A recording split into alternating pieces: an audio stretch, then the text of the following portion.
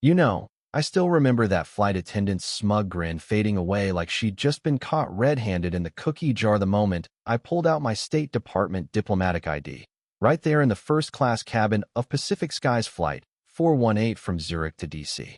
At 45, as a Nigerian-American diplomat who spent 2 decades navigating war zones and tense negotiations, I was heading back for this emergency vote on intervening in a brutal ethnic conflict tearing through West Africa, lives hanging in the balance, millions depending on me showing up sharp and prepared.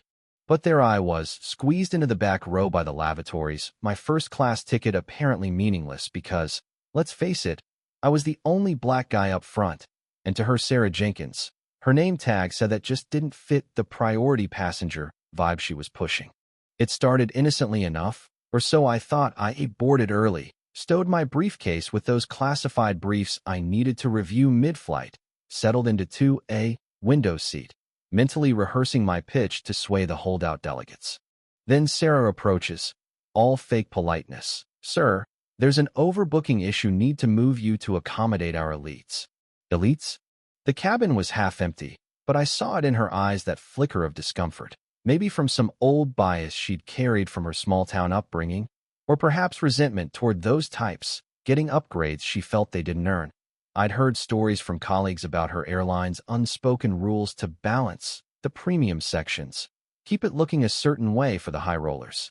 I could have exploded, but my dad's voice echoed, "Pick your fights, son. Some ain't worth the breath." So I gathered my stuff, walked that humiliating aisle parade while passengers whispered, some averting eyes, others frowning like they knew it stank of wrong. Squeezed between a chatty salesman and a snoring grandma in the last row, I tried focusing, but the constant toilet flushes, the cramped space making my briefcase useless, it hit me hard. This wasn't just inconvenient. It was a slap to everything I'd fought for in rooms full of skeptics doubting a black diplomat's place. Then this kid, maybe 7, across the aisle with his mom, pipes up loud enough for me to hear, "Mom, why'd that lady make the man go back here?" And her hushed reply, "Hush, sweetie, that's just how it is sometimes, man." That gut punched me deeper than any demotion. How many kids grow up thinking this crap's normal? That's when the fire lit, not rage, but this quiet resolve, like in those Somalia talks where I stared down warlords without blinking. 2 hours in, I head forward for the quieter bathroom, briefcase in hand to sneak a quick read. Sarah blocks me like a bouncer, voice sharp. "Economy sticks to rear facilities, sir, policy." I stay calm. I was assigned first class originally, but she cuts in. "If you disrupt, I'll call the captain." And boom, intercom crackles with his warning about following crew, timed too perfectly, like they'd rehearsed it. Passengers stare, a few pull out phones. I nod, retreat, but inside, I'm done playing small. This tied right into the ethnic tensions I was flying to fix. Irony, so thick it choked me. Finally, I stand, straighten my tie, walk straight back to first class, ignore her intercept, pull my creds. I'm Marcus Thompson, U.S. envoy to the crisis, talks me seats 2A, and this overbooking smells like straight discrimination, moving the only black passenger while whites board into my spot. Her face pales, phones everywhere now, recording. She stammers, "Must be a mistake." But I lay it out, voice steady but cutting. Mistake was targeting me, threatening me publicly. "Does Pacific Skies train for this?"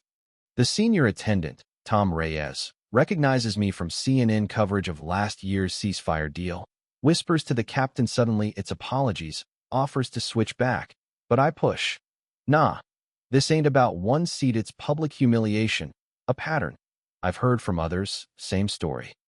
Chaos erupts, passengers share tales. "Happened to me last month, computer glitch my ass," a black exec calls out. Social media blows up, Pacific Skies bias trending, videos viral. Plane diverts to Boston exec's board with security, offering vouchers, NDAs, but I negotiate like it's a treaty, rejecting cash for real change. Oversight boards, diversity hires, transparent complaints. CEO calls personally. I grill him. "Your protocols enable this. Data shows patterns you ignore." He squirms, admits systemic flaws without meaning to, as stock tanks and bookings drop. Torn inside in pinging, vote crumbling without me. Casualties mounting in Africa, but I think of my grandpa's segregated bus stories, The cost of silence. Threats come in online, but passengers rally, refusing to deplane, turning the cabin into this impromptu justice forum. After 48 hours of back and forth balancing global stakes with this everyday fight they cave. Full reforms, firings, a model for the industry. I jet to DC on a private flight, nail the vote unanimously, deploy aid saving thousands. 6 months on, Pacific Skies leads in Equitinu laws inspired. That kid from the flight even writes me, saying I showed him calm strength beats yelling. But here's the thing that nags Sarah Sue's, claiming she was scapegoated for company culture, lands gigs whining about reverse bias on talk shows.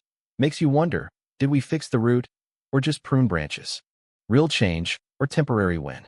What about you? Ever faced something like this? Had to choose between speaking up or letting it slide for the bigger picture?